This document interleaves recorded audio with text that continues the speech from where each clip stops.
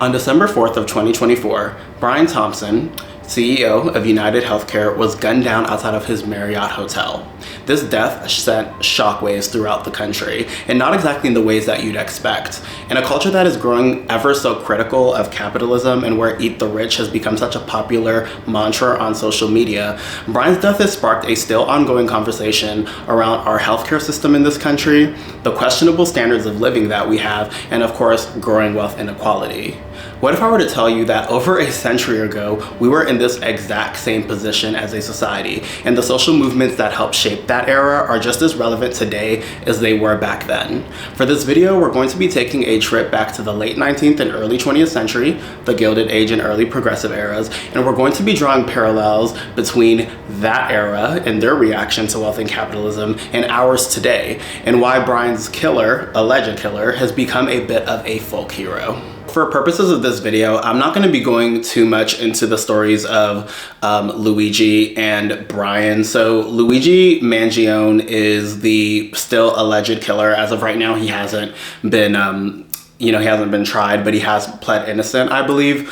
He is the alleged killer of Brian Thompson. Luigi is about 26 years old, and I'm gonna say this weekend, I actually did more extensive research into Luigi. I haven't been following the story as much, but as I mentioned, he has most certainly gained like folk hero Robin Hood status on social media. But Luigi is 26 years old, and he actually has a very privileged background, which shocked me personally because I don't think somebody with his background would necessarily have that MO. Luigi went to a really expensive preparatory school, and I was actually able to see his valedictorian speech, so I didn't even realize he was valedictorian. He graduated in 2016, so he's only a couple years younger than I am. I'm class of 2014, and from there he went to University of Pennsylvania. So he went Ivy League for both his bachelor's and his master's degree, because he did them both at the University of Pennsylvania. And he also, at least from what I was able to see, he basically, before this incident, worked as a TrueCard data engineer, so making roughly about 6 figures. I think he was working remotely from Hawaii, but definitely, again, not necessarily the MO of somebody who I would have expected to be the alleged killer in this case. As far as Brian Thompson is concerned, he was 50 years old, and he actually became the CEO of UHC in April of 2021. I was looking into his Wikipedia page, and it's saying that his term as CEO of UHC was marked by an increase in claim denials. About a third of claims are actually denied by UHC, which is about double the industry average. Brian Thompson's yearly salary and compensation was about 10.2 million. And I know that's definitely been a very, very heavy focus of a lot of the conversations surrounding him on social media. So again, I'm not going to get too much into them for this video, but I definitely wanted to provide that context, maybe for other people who aren't following as closely. I just decided to look into it this weekend, but that's basically where we are right now, at least just describing, where Brian was and where Luigi is currently today, which is awaiting trial. So let's take a trip back to the mid-19th century. In the mid-19th century, during my research, I was able to look into a particular word that is called the robber baron, which actually derives from the old word Robricher, which refers to a German lord. That's like an old a German lord during the medieval times. And a robber baron simply was it was a term that was leveraged against very, very wealthy men in the mid-19th century. And this is something that the New York Times actually refers to Cornelius Vanderbilt as a robber baron in 1859 because of his monopoly on shipping and railroads. So Cornelius Vanderbilt was a very, very, very wealthy man during the mid-19th century. Vanderbilt University is actually named after him. From just looking into the word, though, for robber baron, I am seeing that it's actually seems to be more of a criticism on monopoly as opposed to like the exploitation of low-wage workers, which is something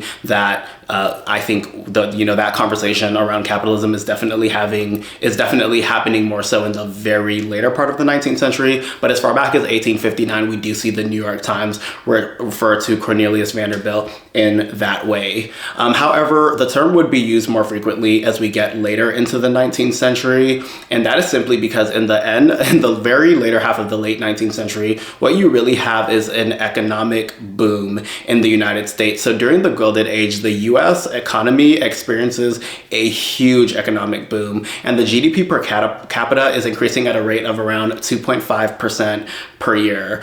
You have this huge rapid industrialization. You have new technologies, railroads, you have urbanization, as you have a lot of people moving to larger cities. Of course, as I noted, you have a lot of European immigrants, specifically from Eastern and Southern Europe, that are coming and making the United States their home in the late 19th century. That's something that I actually mentioned in my Crisis of Masculinity video, but it is also going to play very heavily into this video as well. And in the Gilded Age in the late 19th century, what you have is the rise of incredibly wealthy men who basically come to shape American business. And these are names we still know today. We have like Andrew Carnegie, we have JP Morgan, we have John D. Rockefeller, we have Marcus Goldman and Samuel Sachs of Goldman Sachs. You basically have all of these incredibly wealthy men who are amassing fortunes in the Gilded Age. And it is worth noting that the federal tax against high income earners isn't actually established until 1913. So during the late 1800s, it's unchecked in many ways, just how much money that these men are amassing. What makes this very interesting, however, is as we see many times in US history, this vast growth in economy is not something that is equal, and it's not spread out amongst the masses. So while these individuals are getting very wealthy, it's important to note that the average American was most definitely not seeing the fruits of all that economic growth in the exact same era. Guys, I'm frustrated. I'm editing this video, and the amount of times that I say basically is so concerning. Like, I want to know how I made it to 28 talking like that.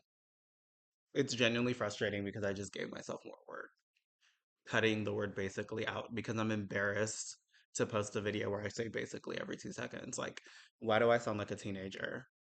That's crazy. Anyway, that's gonna stop clearly, but just the ghetto. I'm mad, I'm frustrated. This is annoying. Anyway.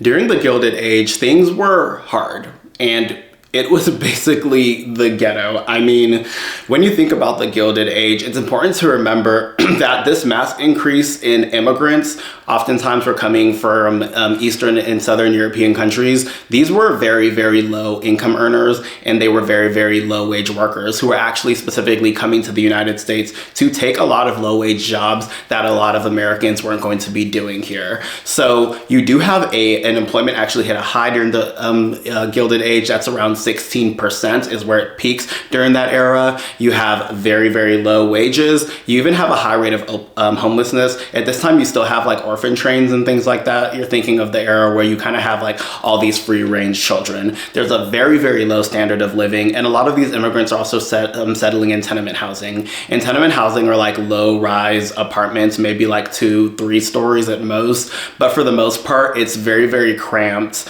It's just not an ideal living condition. These are larger families and everybody's basically cramped together, and it's most definitely not sanitary. I feel like when we think of the book The Jungle, which was written and published in 1906, that's definitely the era of New York that we are referring to. A very interesting thing that I wanted to mention is that by 1897, the richest 4,000 families in the United States had as much wealth as about the other 11.6 million families in the United States. And it's also important to note that 11 million of the 12 million families in the United States of America were living below the poverty line. That is an incredibly high rate of poverty. And this is all during the Gilded Age. This is the same era where we're having this economic boom. It's the era where we're seeing these technological advancements, all these growth in businesses, and where we're seeing, individuals like Carnegie, we're seeing individuals like, the Rockefellers, JP Morgan, all of these people who are coming up right when they're amassing all that wealth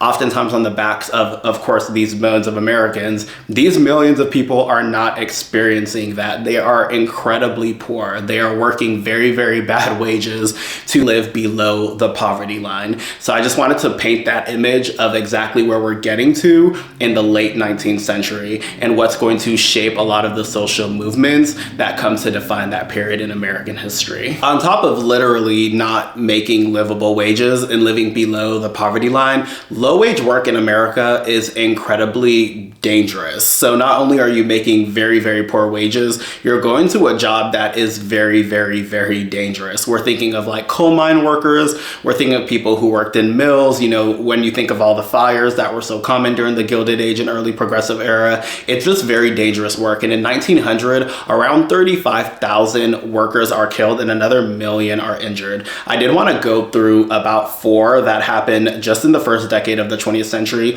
to give you just a view of just how dangerous the work that they were doing was for little to nothing. In March 20th of 1902 in Brockton, Massachusetts, following a boiler explosion, the 4-story wooden R.B. Grover Company shoe factory collapses and bursts into flames. 58 people die and 150 are injured. Just 2 months later, in May of 1902 in Tennessee, an explosion at the Farterville coal mine takes the lives of at least 184 men and boys. The cause was most likely a buildup of methane gas. December 6th of 1907 in West Virginia, in the worst mining disaster in American history, an underground explosion kills 362 out of the 380 men and boys working that day.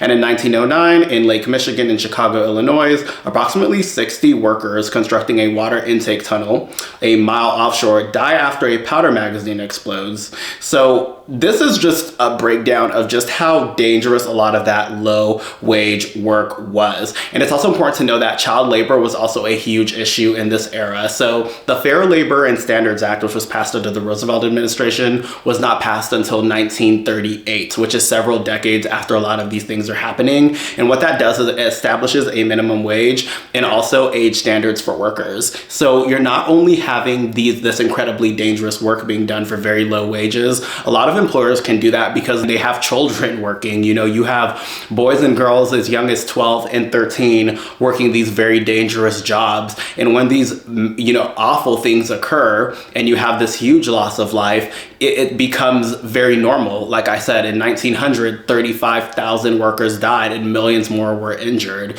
You know, these are things that are so common in the Gilded Age and early progressive era, and also 100% shape so many of the social movements that eventually come to define that period, and honestly come to define labor laws in the United States history moving forward. So strikes become very, very common in the Gilded Age. In fact, in the 1880s, you have about 500 strikes per year involving about 150,000 workers. By the time you get to 1890, though, you're at about 1,000 strikes a year involving around 700,000 workers. So what happens with strikes? Well, who are the principal players with strikes? Of course, those are unions. So what unions do, and I'm sure we're all familiar with that, is they negotiate with the employer on behalf of the employees.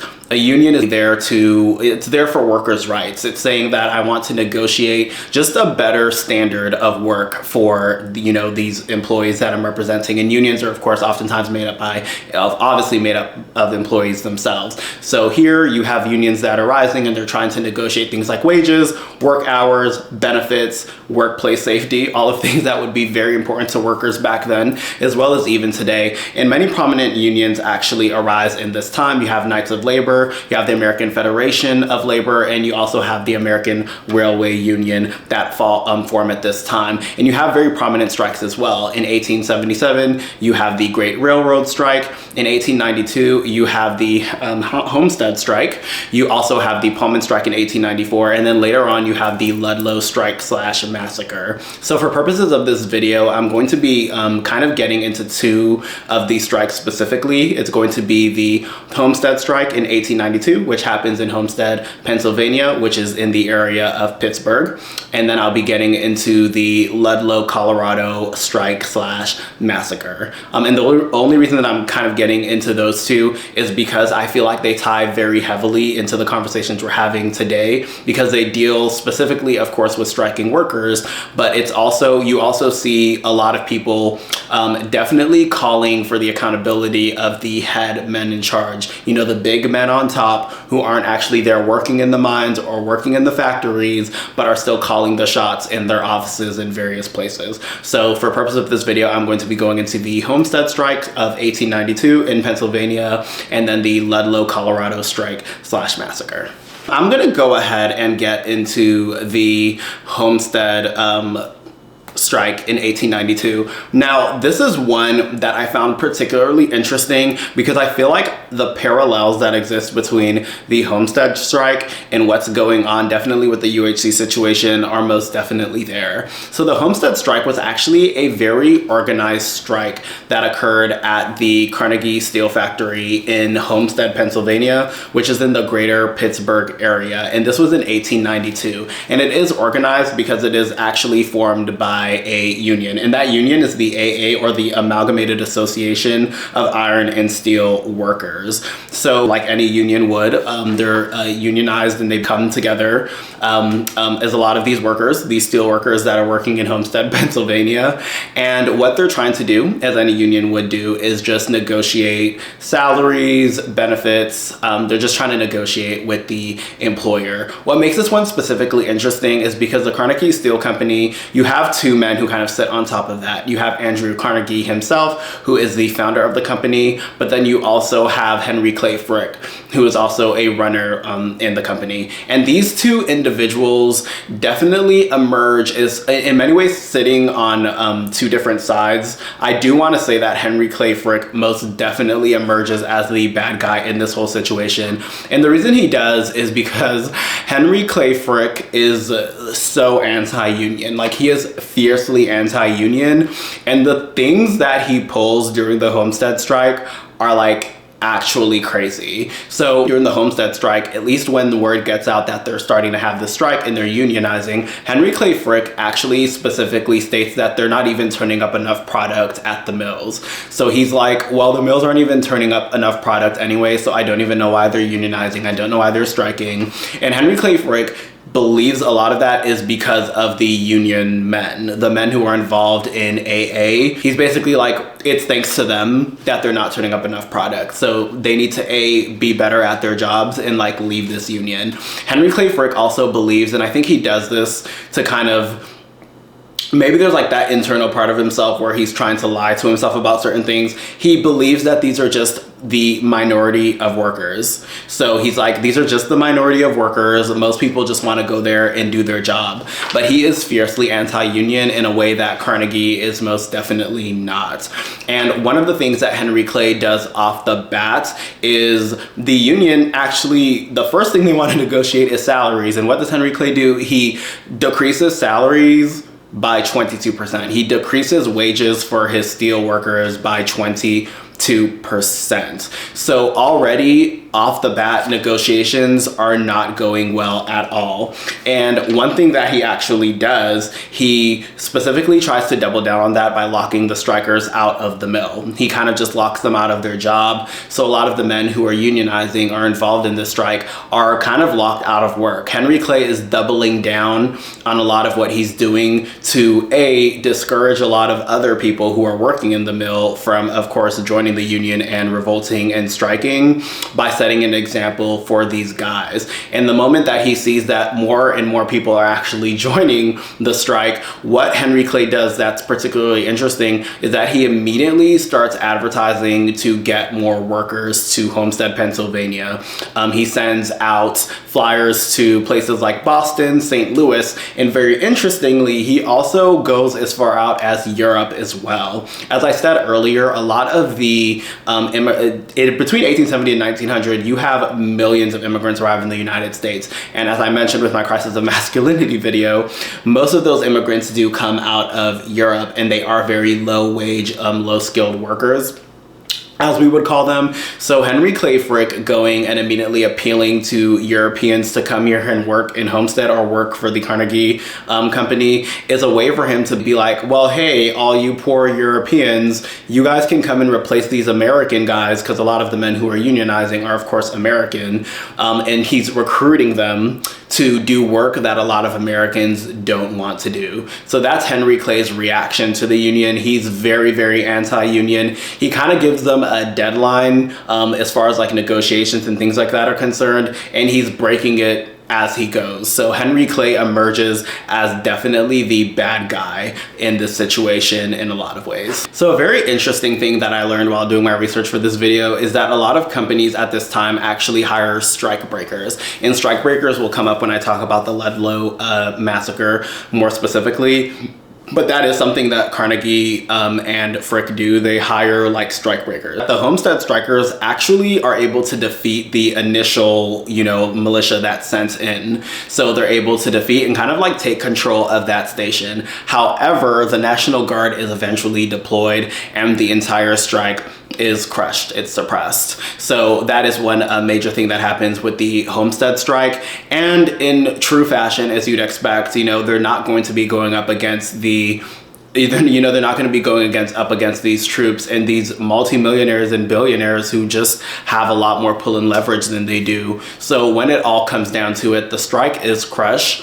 And it says at the end that they agreed to the terms of Carnegie, but I'm pretty sure they just kind of needed their job. A lot of the men who were striking were arrested, and they were actually charged with things like inciting a riot and whatever that would be. So whenever it comes down to the Homestead strike specifically, we are seeing that that strike was crushed. It was crushed by Carnegie and Henry Clay Frick. And I don't mention Andrew as much in this case because Henry Clay Frick is definitely the individual who, as I said many times, arises as like the big evil in this situation because he is so fiercely anti-union, but they are able to successfully suppress this strike in Homestead, Pennsylvania. And the ramifications are pretty interesting, and we're going to get into those. So after all is done and the strike has been crushed and everything has been cleared, at least so far that we think. Of course, the union has been dissolved for the most part, and the people who are involved in the strike are arrested, they're taken away. Carnegie and Frick, they win whatever. Well, it's not over because there is a man by the name of Alexander Berkman who is at least from what I was able to see, he's an anarchist, and he's a Russian-American anarchist. And what Alexander Berkman is, like a lot of anarchists, he's observing this, and what he says to himself, at least in my head, allegedly, is he looks at all of this and he thinks to himself, well, Mr. Henry Clay Frick, you should be shot. And I'm being so 100% for real because he does just that. And I do find these parallels pretty interesting because once again, it's something that we are saying allegedly happened with Luigi and Brian. But Alexander Berkman in July of 1892, July 23rd of 1892, goes to Pittsburgh. He goes to Pittsburgh, Pennsylvania, and he goes straight to the offices of Mr. Henry Clay Frick. I keep saying Henry Clay Frick. I don't know if I should say Mr. Frick. I don't know, I'm just saying Henry Clay Frick. Anyway, Alexander Berkman goes to Henry Clay Frick's office, pulls out a revolver, and at point blank range shoots at him twice. Henry Clay Frick actually survives this assassination attempt, and the reason he does is because when Alexander goes to shoot the third time, it's actually Andrew Carnegie is able to like grab and disarm him eventually. So Henry Clay Frick is shot, though a bullet actually lodges in his body somewhere. I know there's specifics, but that is very much as a result of the strike that they crushed in 1892. This is 1892. This is still July of 1892 when Alexander Berkman comes for his life. But it speaks most definitely to the idea of Alexander, who was himself an immigrant, who may have come from that background, that working background. He actually eventually became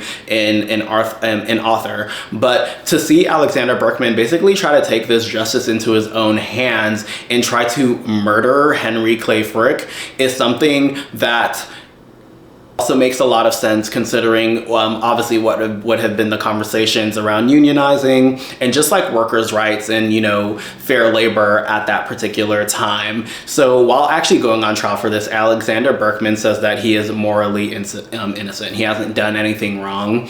And this is something that I'm seeing a lot of people appeal with as well to like Luigi today. So that is something that happens with Alexander Berkman. But Henry Clay Frick, for the most part, honestly just stands on his stance when it comes to unions. We do see that even after the attack, the assassination attempt, and the attack on his life, Henry Clay Frick does not die down as far as his opinion on unions overall. He is still somebody who continues to be fiercely anti-union moving into the later part of the 1890s.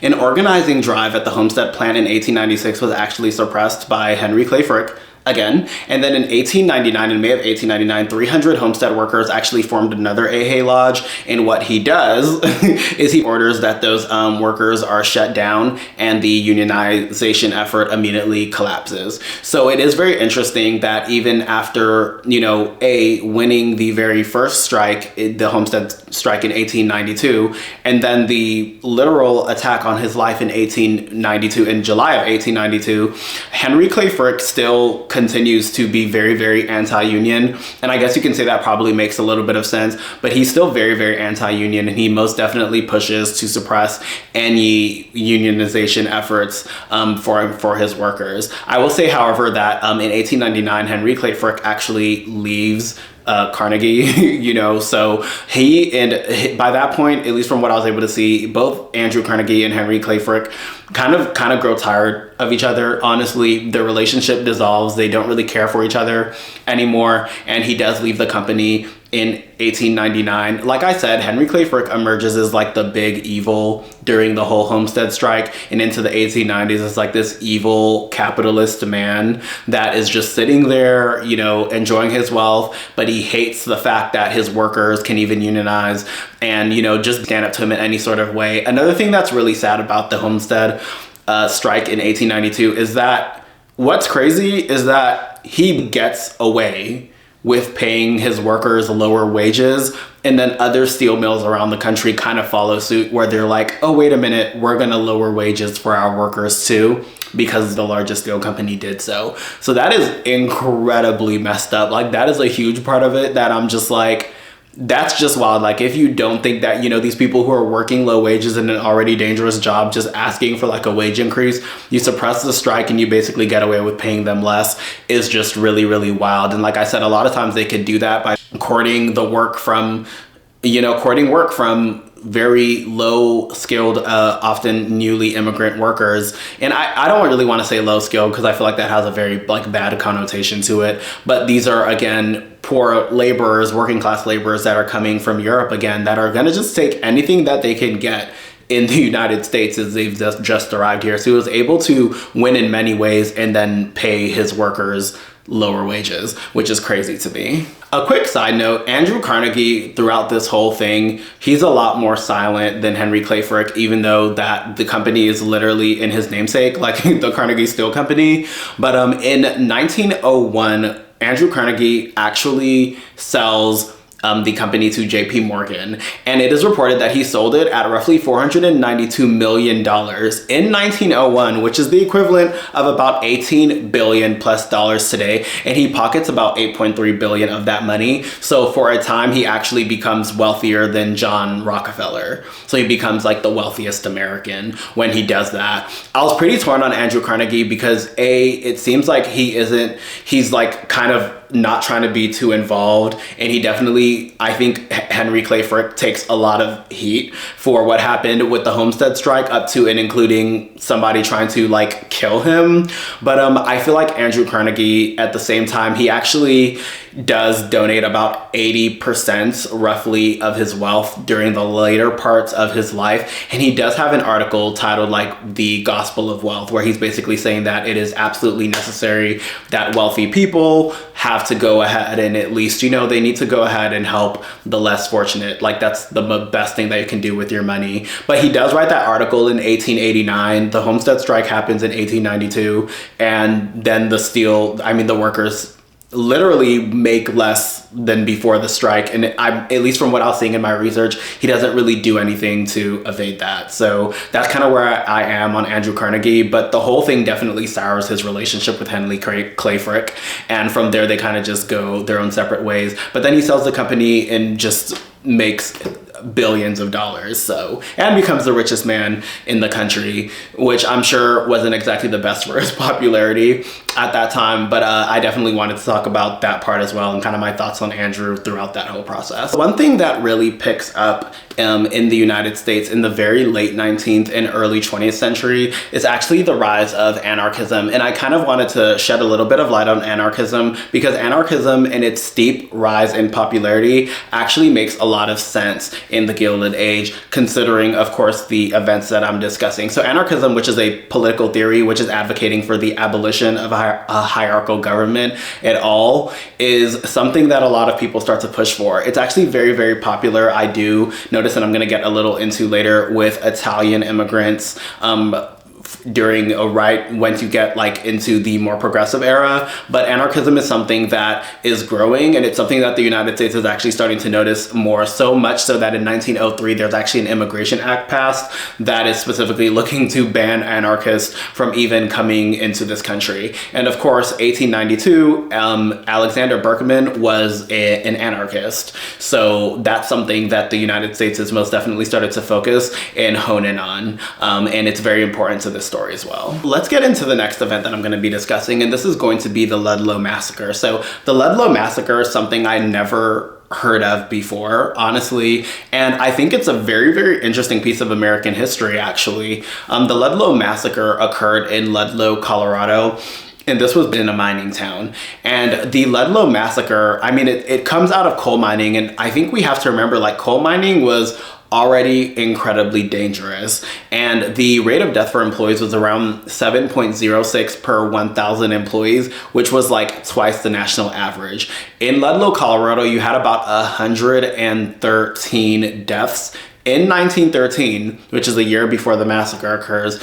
in 1914. So I'm just gonna put, that perspective in there. This is what's going on in Ludlow. These miners are working in the Colorado Fuel and Iron Company. And what makes this story very interesting is that the Colorado Fuel and Iron Company in 1902 is actually purchased by John D. Rockefeller. And then 7 years later, in 1909, he goes ahead and gives that to his son. It didn't mention like a percentage that he purchased of the company. All it said was that he purchased like a considerable share, where it was basically under his ownership now. So from there, you have this incredibly wealthy billionaire Rockefeller who's purchased a stake in the in this Colorado company, where you have, again, these very, very low wage workers working these very, very dangerous jobs. Like I said, the death rate is very high, and they're living in these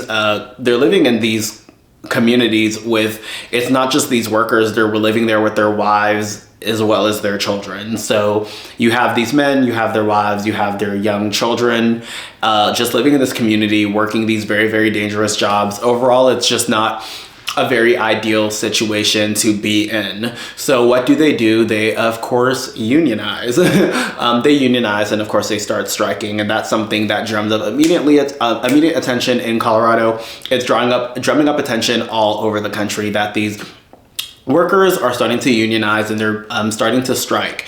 And when they strike, they do actually have a list of 7 demands, and I did want to read those demands specifically for purposes of this video. So the very first demand that they have is the recognition of the union as a bargaining agent. Of course, because with a union, you want the employer to bargain with the union on behalf of the demands that you have. Compensation for digging coal, and it says that at a ton rate based on 2,000 pounds. So previous ton rates were a long ton of 2,200 pounds. So they were measuring a ton as a long ton of 2,200 pounds, which seems incredibly petty. They wanted to enforce the 8-hour workday law. So that was actually already something that was signed into law previously. It's just that these companies had not adopted it yet. You have payment for dead work. So things like laying track timbering, handling impurities, those are things that are dead work, but they don't even get paid for it. So that's another one. Weight checkmen elected by the workers. So this one is very interesting to me because it seems like there are people who are checking the weight, and because those people work for the company and they have the company's best interest at heart, they might be undercutting and underscoring a lot of what these workers are actually doing. Right to use any store and to choose their boarding houses and doctors. So that shows again just how comprehensive the company, just how really comprehensive the control that the company has over them when you consider that the company is in control of their boarding houses as well as the doctors and physicians that attend to them. And considering that, I will say one thing, like the union mines actually had a 40% higher survival rate. So it almost seems as if what the company was doing, having these doctors or physicians around, they were there again to serve the best interests of the company. And also strict enforcement of Colorado laws such as mine safety rules and abolition of script. So Colorado actually has a lot of these laws in place, it's just that the company hasn't adopted them. It seems like what they're asking for is 100% feasible. Like there's really nothing here that I'm seeing that is all that crazy, because they're just asking for what is already becoming standardized around the country that the company has decided to be like, yeah, no, I'm gonna ignore that. But these are the 7 list of demands, things that they're negotiating with the company for the work that they're doing. All right, so those are the demands that they have, which again, I feel like are 100% reasonable, but they start striking, you know, low wages, harsh work conditions. They're gonna strike like the way that everybody else has been striking. And again, the Ludlow Massacre is in 1914, so it's more so during the Progressive era, but it most definitely comes out of the same sentiments that we would have seen during the Gilded Age. And immediately the company hires strikebreakers. So I mentioned strikebreakers with the Homestead strike in 1892, but they're particularly interesting in this case because what the company decides to do is they hire very specific strikebreakers. Many of the strikebreakers that they hire are mainly Jewish, they're like Jewish immigrants, but they're also like Mexican as well. So they're hiring these strike breakers to like break the strike. They're basically people who it's like they work for the company, but they're there for the purposes of like dissolving this strike to make sure that this union can be dissolved. And one thing that also makes this even more interesting is that during this time, the company adopts the policy of hiring a bunch of immigrants from like different ethnicities and nationalities so that they speak different languages for the sole purpose that they don't unionize, which is so crazy to me how they do that. But the company does, that's like one thing that the company does. It's like, okay, well, listen, all of these people, they have the same ethnic background, they can all speak the same language. We need to just hire a bunch of people who, just hire a bunch of low-wage workers from like Mexico and like, Eastern Europe and Southern Europe, all these people. Let's just make sure that we hire them and they don't speak the same language so we don't have to deal with this. So that's what the company decides to do. But overall, the strikebreakers aren't successful. They're still striking, they're still absolutely unionizing, and it gets pretty bad to the point that they actually deploy the National Guard to this company. And this is where it becomes a massacre because the National Guard comes in and they start to set fire to the place and they are shooting at a lot of the strikers. And what makes the Ludlow Massacre a very major part and a very major turn in a lot of these strikes that are happening is because so many of the victims of the Ludlow Massacre are actually women and children. You have 21 people overall who die in the massacre. I believe early reports were referring to death rates as high as 55. But again, there are a lot of like coal miners' wives and very young children. I mean, children as young as 3-4 years old who are killed in this. The biggest casualties with women and children actually happen to be women and children. They were hiding, I don't know if it's like an underground bunker or something like that, but when the guards set fire to the place, they died of asphyxiation down there, which is just an awful way to go. And this is also recent enough where I was able to actually see images of some of the victims of the massacre. And I know there's one of like a young boy who was maybe 10 or 11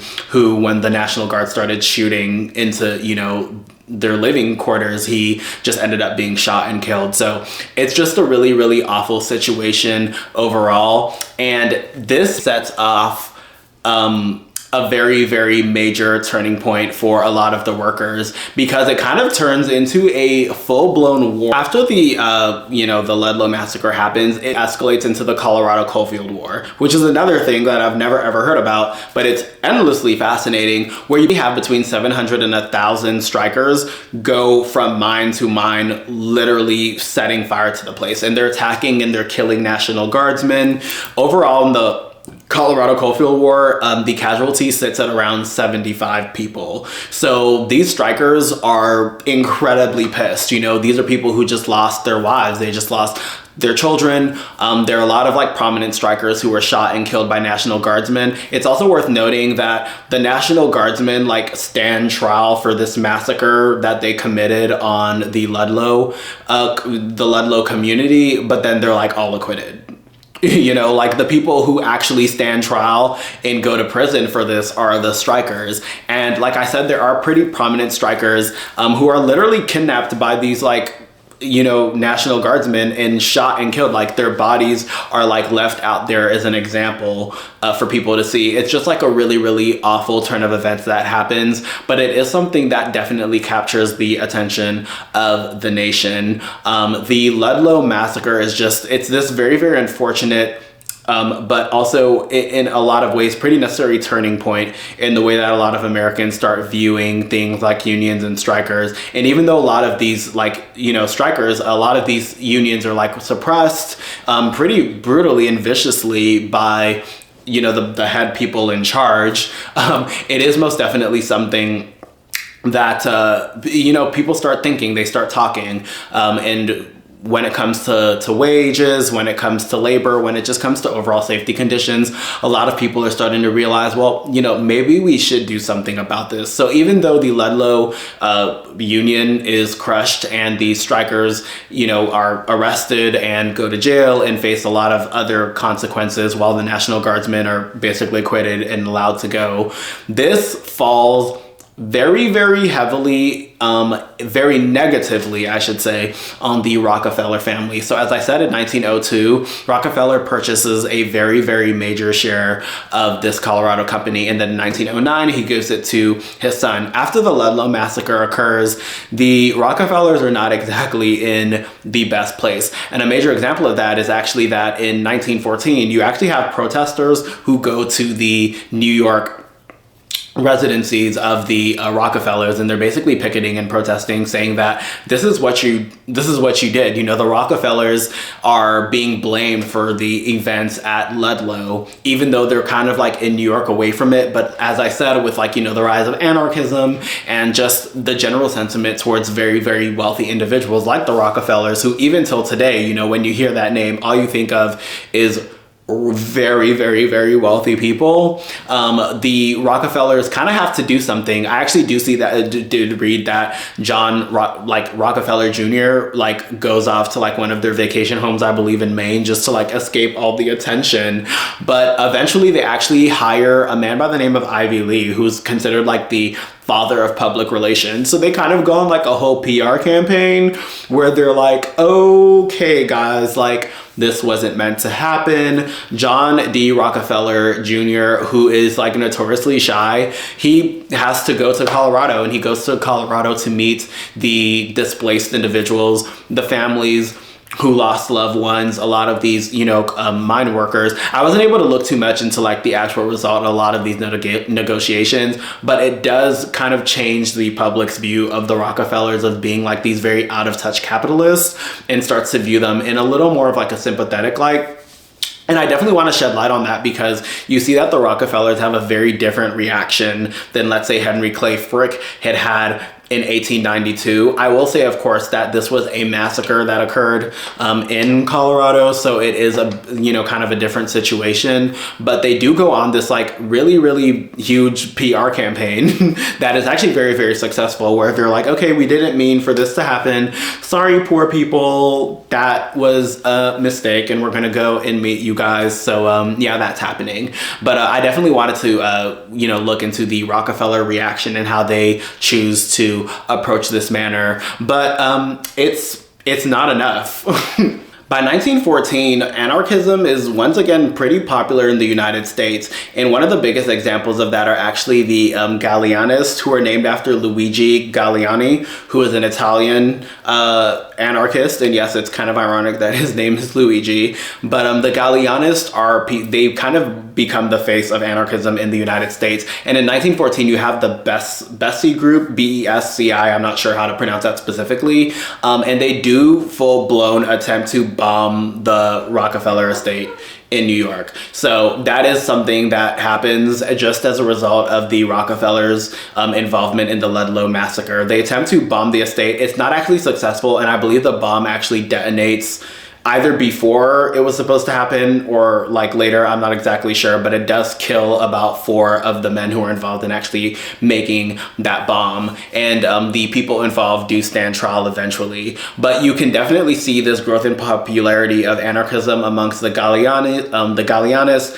as well as like the Bessi group, who were numbering in hundreds. This is specifically popular amongst Italian immigrants in the late 19th and early 20th century, only because a lot of the discrimination that they're facing. And Italian immigrants are associated very, very strongly with like being the face of like those low wage jobs and things like that. So it is, of course, my cat is reaching up over the camera stand, but yes, definitely the way that the Rockefellers get a lot of blowback from this, despite their PR campaign, as I stated, they are still very, very unpopular with anarchists. And anarchists are people who, I mean, it only really grows because by 1919 they're like mailing bombs to people, and a lot of very prominent figures, especially like anti-immigration individuals who are very anti-immigration. And I know that the Rockefellers are, in 1919, they're targeted again by the Galleanists. So that happens. And then in 1920, you have the Wall Street bombing of the JP Morgan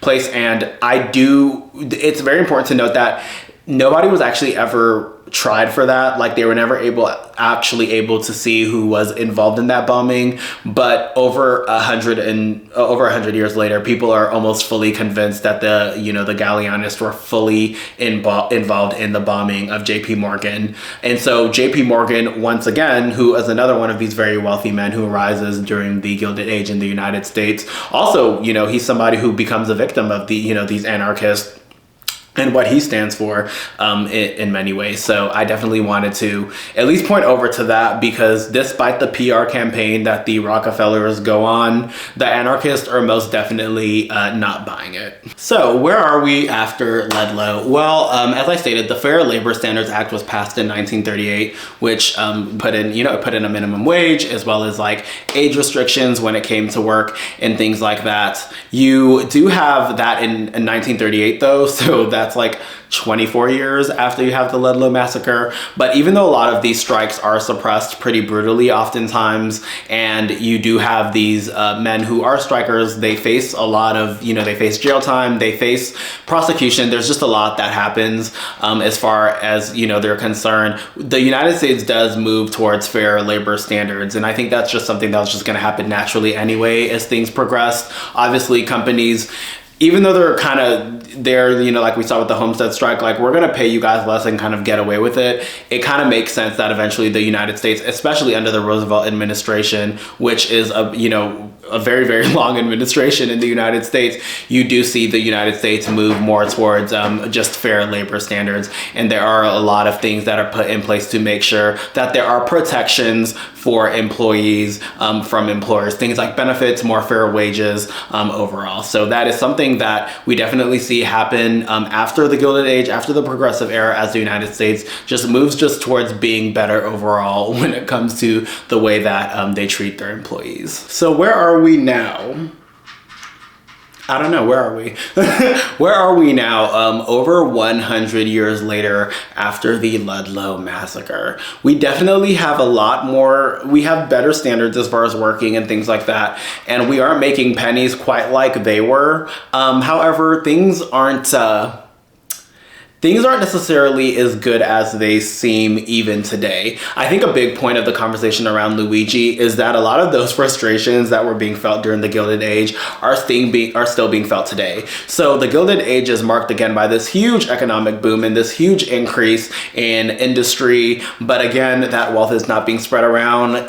She's not trickling down like she should be, and a lot of people are broke and struggling. And one of the most recent examples we see of that in our time is most definitely like the tech boom, the rise of companies like Microsoft, Meta, Tesla, all of those things that happened definitely like in the last 30 years. And when you have this huge tech boom, you have this huge tech bubble that's going on, what you have is the rise of a group of another insanely wealthy individuals like we saw in the Gilded Age. We have the rise of billionaires like Elon Musk, Mark Zuckerberg, we have Bill Gates, Jeff Bezos, Steve Ballmer, all of these individuals who became very, very wealthy right in and around the tech boom. And all of these people who have amassed billions, I mean, these are all billionaires and they have hundreds of billions of dollars. You know, these are incredibly wealthy individuals who made it with the tech boom. And as again, the economy is booming, things are getting better allegedly, but people are still struggling. Let's talk about inequality today, because the recent murder of the CEO of United Healthcare has definitely once again bolstered that conversation, as he was making around $10.2 million in compensation yearly. As of right now, the top 0.0001%, and that is 0.0001% of population in the United States holds more wealth than during the Gilded Age. So the top 1% of households in the US hold about 30.4% of the country's wealth, and 36.8 million people live below the poverty line. So our poverty rate is about 11.1%, which is much better than during the Gilded Age, but it is still something that is very, very major. You have nearly 40 million Americans that are still living below the poverty line in this country. They're making or amassing less than minimum wage, while once again we're seeing all this huge tech boom with all of these billionaires coming out of it. There's a video by Ben Shapiro, which he posted after the whole situation, where he's like, the revolutionary left celebrates murder. And Ben Shapiro, who is of course notoriously out of touch, his fans are like dragging him in the comment section. Just like, actually, no, it's not just the left, baby. Like, I'm on the right and I feel the same way. So it feels as if this Luigi situation has most definitely united a lot of people who sit on two different sides of the political spectrum, but can definitely see the BS surrounding the way that United Healthcare does healthcare, and how it's more so about money and financing as opposed to the healthcare of Americans. The federal minimum wage has been $7.25 since July of 2009. They said in 2021, if like fixed for inflation, basically the minimum wage would have been $22.88 if it had grown with productivity. So we have not had an increase in minimum wage in the last 15 years, almost 16 years this year. So that is a major thing that is happening. I've always said, like, living on $7.25 an hour is actually crazy, because it's impossible. Like, I'm a single man in my 20s with no children. Like, I literally just have my cat, and there's no way I'm surviving on $7.25. I mean, that is absolutely ludicrous. That is still the federal minimum wage. In the state I live in, it is $7.25 is also the minimum wage. I do know in other states, like, it varies. In California, it's a little higher. We have to take into account that California is a higher cost of living state. So where are we now? Mass wealth inequality.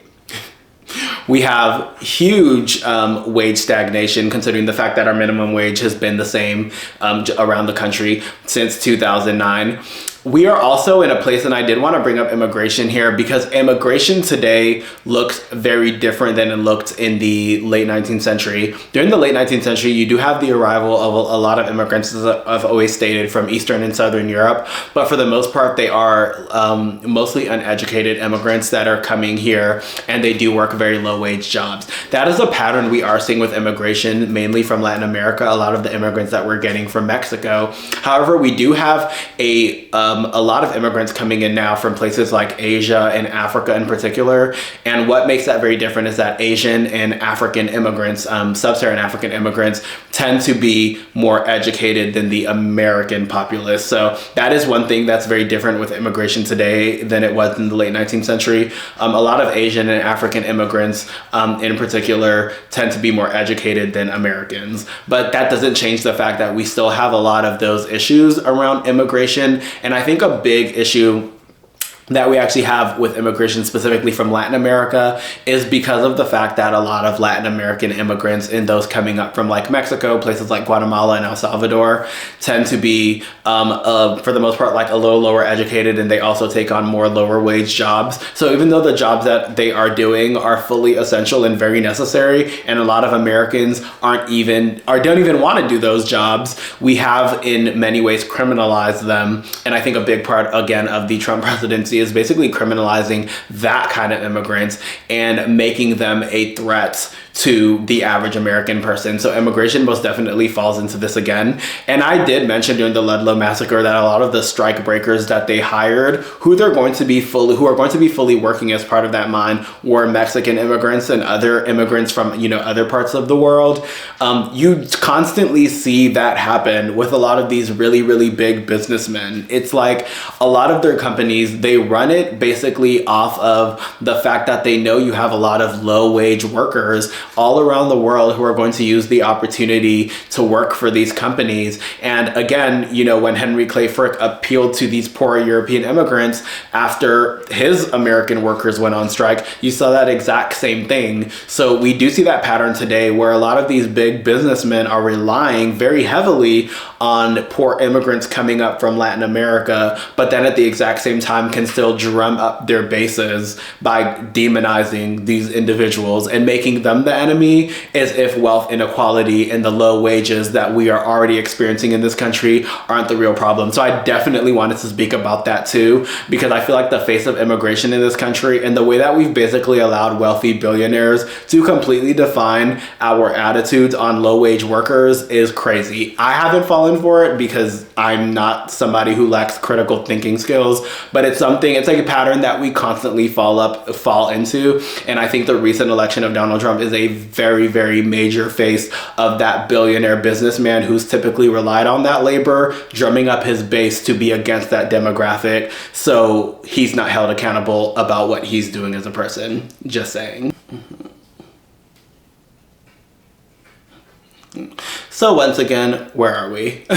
We are in stagnant wages, growing wealth inequality that in many ways is actually worse than it was during the Gilded Age. People are living paycheck to paycheck. People are struggling. People just can't afford to live overall. And what's happening? Well, strikes. We're actually striking again. And I did want to mention actually that strikes saw a high in 2023. They actually more than doubled from 2022. And we're seeing a high in strikes in the last 20 years. So the strike, as we are today, we are seeing more strikes today than we have seen in the last 20 years of the country. And there are two really, really major strikes going on right now, and that I wanted to focus on. And one of those is Amazon. So Jeff Bezos is the CEO of Amazon, and of course he's a bajillionaire. He has tons of money. I actually happen to constantly go on the Amazon fulfillment center Reddit, but I do browse some of Amazon Reddits only because they are currently unionizing in a very, very major way, and the country is actually really paying attention to what's going on. And so basically, from what I can see, what's his name? Jeff Bezos had a dinner with Elon Musk and Donald Trump. And it almost seems like right after that, Amazon workers went to unionize. This was in December 19th of 2024, literally about 2 weeks after the murder of Brian Thompson. These Amazon workers went on strike, and what they are saying, it's the largest strike ever for Amazon in US history. And they're arguing for higher wages, better benefits, improved job security, and recognition of the union by Amazon. So I have seen some Amazons basically be well, the Amazon training video is super anti-union. So that's something that's actively going on, where Amazon seems to kind of be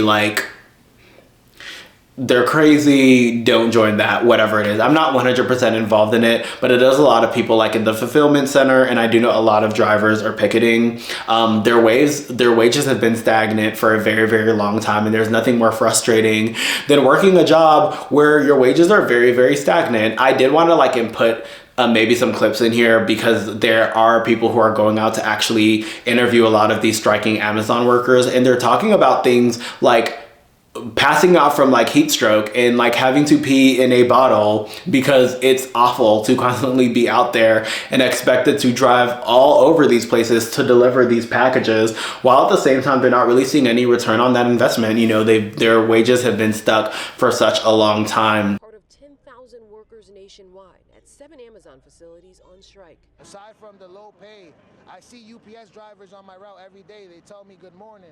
We're doing the same job and they're getting paid as double as I am, you know? When in reality, Amazon is making more money than UPS.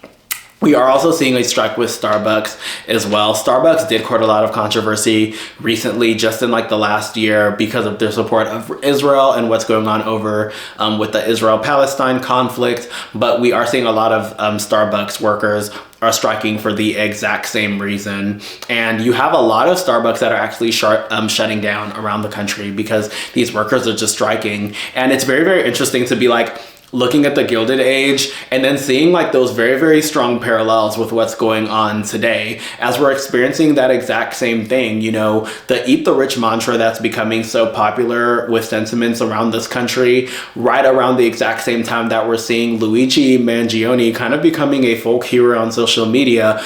All of these frustrations come from the exact same place. What we are very tired of, and what the United States is very tired of, is seeing these very well-to-do, very out-of-touch billionaires who are making all this money off the backs of workers who aren't really seeing the return in profit there. Again, it is very ironic because we just like elected, oh, I'm not gonna say we, baby, this ain't Nintendo, baby, who is we, elected a billionaire into office, an alleged billionaire, off of the support of another huge billionaire. But again, I already said how a lot of these men can kind of like constantly turn the working class against each other by appealing to ignorances, bigotries, and biases, but that's another conversation for another day, because trust me, there's a lot I can say about that, baby.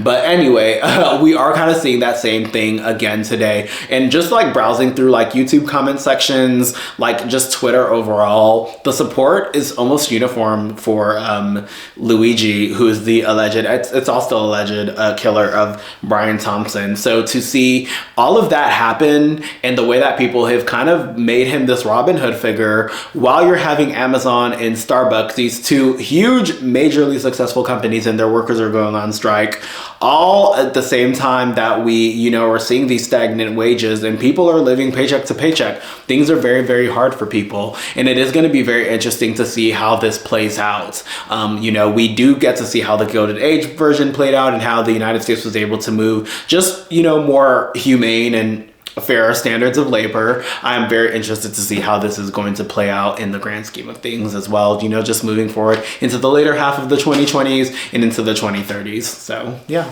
I feel like a big part of this channel is going to be being like, history works in circles, guys. History works in circles, and history is historying right now. It's repeating. It's doing exactly what it always does. And again, that's a big reason why I have this channel, is because we need to know these things. We need to talk about these things. We can't act like everything is happening in a bubble. Everything has its own story. And again, I haven't been like a huge follower of like the whole Brian Luigi storyline, even though considering I've now made this video, I've most definitely been checking up on it a little more. It is something that I'm definitely interested in how the trial is going to play out, especially because you have so many people who are actually protesting on his behalf, you know, quite regularly. And of course, you always have the thirsty girls and gays on Twitter doing the absolute most. I'm gonna keep my opinions on that to myself, because I feel like a lot of y'all are doing a little too much when it comes to Luigi. But yeah, I definitely wanted to, I wanted to speak about this topic because again, I always love drawing those parallels. The Gilded Age and Progressive Era are probably, as you could probably tell now, one of my favorite periods in American history, but it's because they are just so freaking similar. I was actually able to find an article And the article, let me see if I can find it. The article is called How Today is Like the 1890s. It's from the Council on Foreign Relations, and it's written by a writer, Gideon Rose. And she just talks about the increase in immigration, population boom, the market economy. Like between 1870 and 1900, the population went from 38 million to 76 million in this country. She just like draws all these parallels between the Gilded Age and today. And there are so many that exist. Like it's so crazy how similar things are to that era. And it's also very hilarious that my Crisis of Masculinity video just 2 videos ago talked about that exact same thing, the crisis of masculinity during the Gilded Age, which is something we're also full-blown experiencing today. It's just endlessly fascinating to me, and it's why I make these videos at the end of the day. But definitely wanted to just sit in front of the camera and talk about some of my thoughts on Luigi, Brian, wealth inequality, and again, draw those parallels with the past and today. But as always, thank you guys so much for watching. I hope you guys had a great weekend. I know I did. Lots of research, lots of reading, definitely. But I hope you guys have an amazing week as well. Thank you so much.